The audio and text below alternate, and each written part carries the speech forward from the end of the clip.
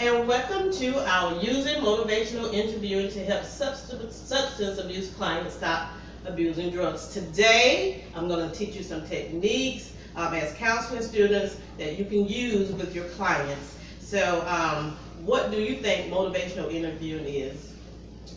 Motivational interviewing? Yes. What is motivational interviewing? Don't know. You don't know. What do you think motivational interviewing is?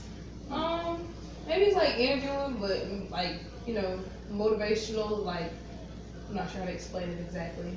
I'm not sure how to put it in words. Okay. Anyone else? I don't know what a motivational speech is, but a motivational interview? Motivational interviewing. I think if I were to take a jab at it, motivational interviewing would be asking a interviewee probing questions, kind of trying to give them motivation. Yeah. To sway them. Yes. It's not exactly interviewing. It's just like when your client comes to you, just sit and just listen to them talk. But as you're listening to them talk, you're engaging them and you're listening to cues. And that's like if you're just talking, you're telling things about your life, you're sad, you're upset, and you want to know what, and you as a counselor, you're looking for those cues to zone in on. And so you say, aha, and then you can use that and ask questions to get them to, to devote, to just give out more information. So there are a list of strategies. We have 4 strategies that you're going to learn today. And these strategies will help you use the motivational interviewing techniques with your clients. So first thing is, what do you think you have to do to engage your clients? If someone comes to you, and we're talking about people that are on drugs or just addicted to something. It doesn't necessarily have to be drugs, but today we're talking about the ones that specifically abuse drugs. So what do you think you have to listen to as you interview, and what questions do you think you need to ask? First, I feel you need to establish a rapport with the client so they'll be able to trust you. Yes. So that they can answer your questions honestly. Yes. Yes, that's good. As your clients come in, it's just when they're in a state of an emotional state. Do you think it's important to express empathy through reflective listening? Yes, of course. Very important. So how would you express empathy if someone comes to you and said, my mom died in a car accident, my dad's in jail, and I've just been down on my luck, can't get a job, I'm addicted to drugs, but I want to do better. How would you express empathy to that person? I would explain that I've, been in a similar situation, kind of, empathize with them a little bit about that kind of thing, and then just explain, what other alternatives there would be. Right, okay. So the next strategy is developing discrepancies between clients' goals or values and their current behavior. So as you're listening to your client, what are you listening for? When you when there's a dialogue between you and your client, and you want to develop discrepancies between the client's goals and their current behavior. So it's like let's say you want to be a football player, you want to play in NFL, but they're not practicing, they're eating junk food. So what would you do, or what would you say, what would you be listening to, what would you be paying attention to say as they're talking, so you can zone in on that? Well, you would have to point out what they're doing. Well, what they're not taking the necessary steps towards the goals that they want. That's what I would do. Okay, so as you identify the things that they are not doing, what can, on a positive note, because you want to be positive, what things can you identify to turn what they're not doing until get them to say what they should be doing? Well, what I would do is I would ask them who is a person they admire that's doing the same thing, and I will try to get them, for example, let's say a famous football player. Give me a famous. Julio Jones. Okay, Odell Beckham, Julio Jones. I would, tell them, let's review their schedule and their amount of practicing and their eating habits to see if it matches up with the client's eating habits, to try to see if that can kind of redirect some of their behaviors. And I think I need to go back to my introduction. My name is Annie Franklin, and welcome to our motivational interviewing class. So we're going to go on to our 4 strategies. Okay, so we discussed express empathy through reflective listening. We talked about developing discrepancy between the client's goals or values and their current behavior. So as you're talking, and they may get upset because they think they get offended because you're talking about their drug use. So what do you need to do to avoid direct confrontation? What do you think? What's some things you can do? If somebody's getting all mad and huffy, what can you do to de-escalate the situation? Me personally, I would just sit and let them just get it out. Yeah, you have to let them vent. Right. Let them be themselves. Yeah. Right. And that would be a time to show what? Empathy. Empathy, yes. And as they are upset and some may cry, and, offer them some tissue and, just be there for them.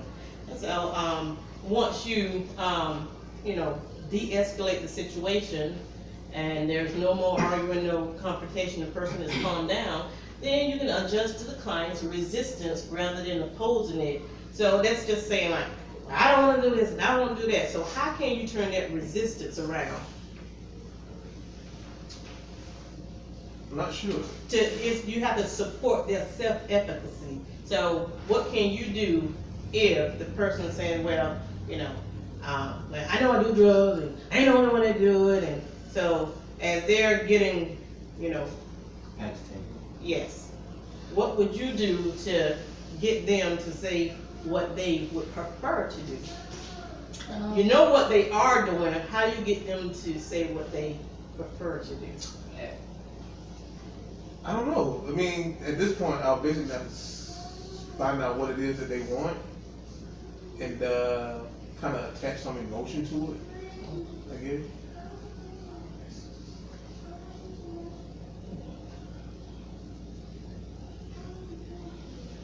Okay, that sounds pretty good. So we're going to teach you some techniques. We're going to go over some techniques now. So one thing you can do is ask open-ended questions. And what do you think asking an open-ended question is?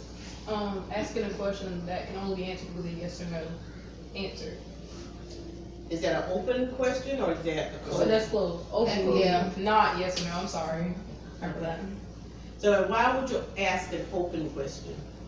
To get them to talk. I mean, you wanna get them to talk so that you can see what's really going on. Right. Correct.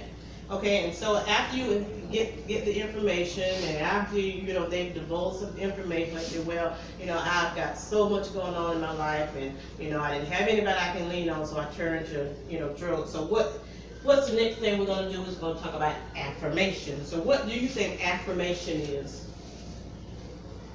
It's almost similar to confirmation. For example, establishing positive affirmations with your client. Maybe like before each session, you can, if the client is heavily into the church, you can do a prayer. That would be a positive affirmation for the session to start off on a positive note. And you just, just be very affirmative. You can use, you can, give it a response like, I appreciate that you're willing to meet with me today. Just have that engagement with them, that to let them know that you're not there to challenge them, you're not there to low rate them, you're there to support them and to help them along this journey. And Kind so of like helping their self-esteem.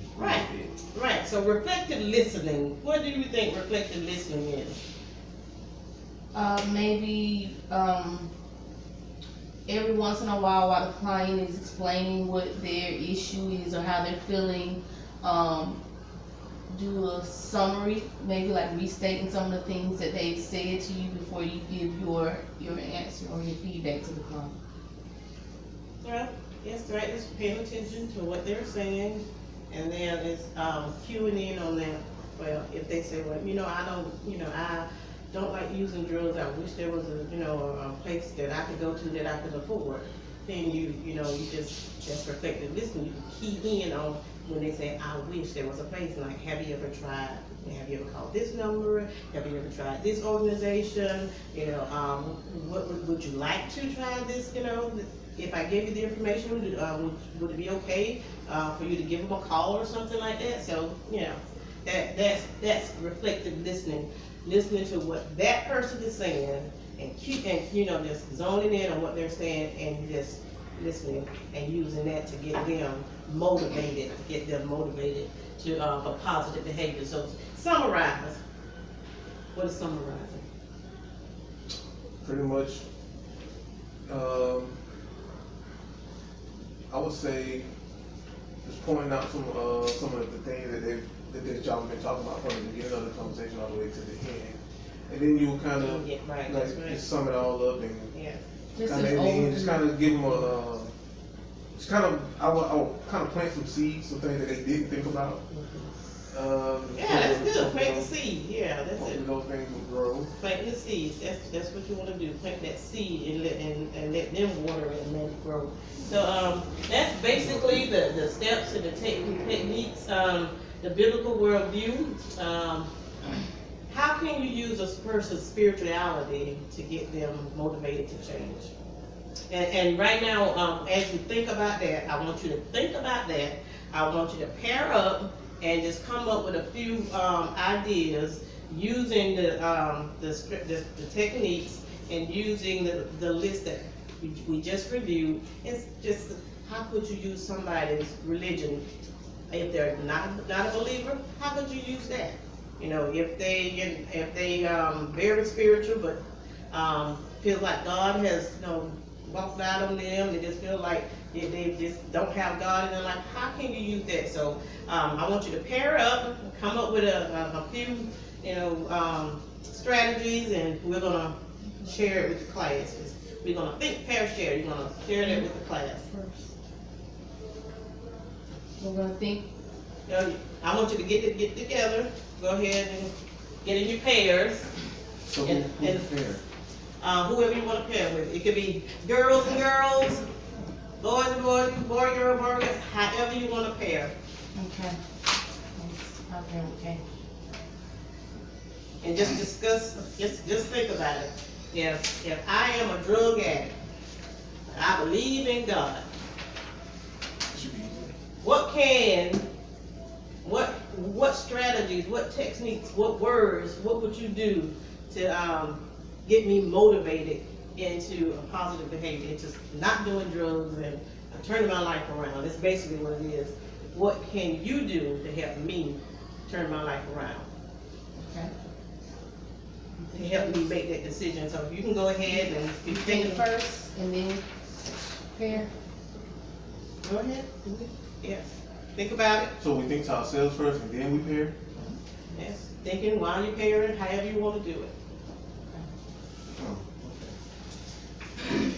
Oh, okay, let's see. Okay, what And I I'm would just do gonna is give you- I would use reference the different biblical stories from the Bible, of how they certain It's okay if you overcame talk among yourselves certain and issues discuss it. in the Bible. I would use the Ten Commandments so that they could differentiate between what's right and what's wrong and things like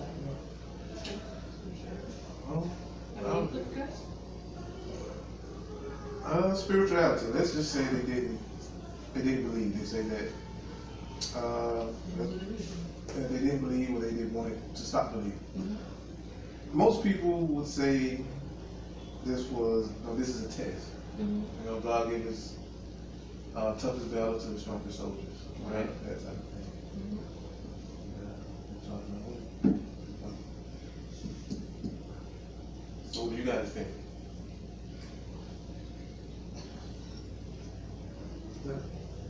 Okay, did you give an idea? I just think I would, again, like she said, I would name some verses and stuff like that, just so I can, see if I can help them with that. If they were believers, if they weren't believers, I would. If they're believers, I would pray first. the non-believers, then I would like to ask them, would they like to pray, just to get them back in the hang of believing that, in God.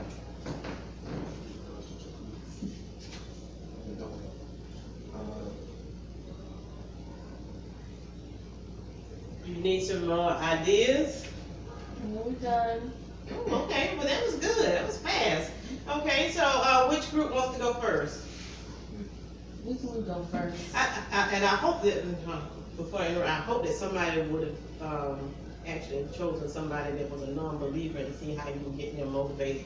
Because you will be counseling not just Christians but non-Christians and everybody of different faiths. Okay, so go ahead. What would you use? I would use commandments, so that they could differentiate between, what they're doing right and what's wrong. I would reference different biblical stories in the Bible on how different characters overcame their obstacles, things like that. Yeah, good examples, good examples. So how can you use that person's faith and their words? What words would you be listening for? That reflective listening, what would you be listening for them to say? Faith.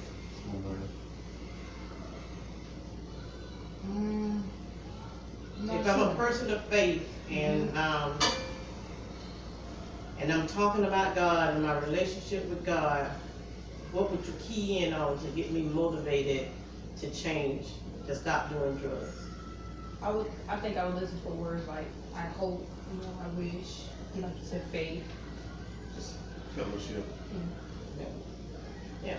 So you just focus and listen at reflective listening for those key words that's gonna touch that person and make them motivated to change. Okay. Pretty good. Thank you. Next group. Guys. Go. If they are a believer, I would pray with them. If they're not a believer, I would still ask them to pray, just to get them to believe, And what if they become upset? Like, there's no God, there was a God then, why is this happening to me? Well, that's when you go with the God gives his strongest battle to his toughest battle to his strongest soldiers. So you don't do anything to escalate it. No. You de-escalate. So I would, in that instance, I would try to see what is it that they do believe in and try to relate that way. Yeah. Yeah, you're just looking for those key things to zone in on and get them to say, well, I want to change. And once you get them to say, okay, I'm willing to do this, that, and that, then what do you do? What would if I am, and this is the one last thing, if I have decided that, okay, I want to change, what would you do? Motivate Them, ask them what can you do to help them change, and ask them do they have anybody in their life that can help them with that change. So you can start offering them tangible help. Here's a card to the local, offer wraparound services. community services. Yes, you can offer them, and then you can follow up. Just let them know. Well, let's in our next session, let's follow up to see how your appointment went with with this drug counselor, or you how can your always appointment. check on them as Right. well. Right, so after you get them to say, yes, then I want to try, I want to do it, then you offer them resources. Yeah. And then that way you have completed their motivational interview. You've got that person to say, yeah, I want to change. So you've gotten them to go from, from one phase, and then they're moving on to the next phase where they actually do it. From inactive to active. And that's the basis of motivational interviewing. So, do you think that you're ready now to go and motivate some people? Yes. Yes. Oh, well, thank you for coming to our class. Thank you. It was a pleasure. Yes. Thank you. Stay about 10 minutes.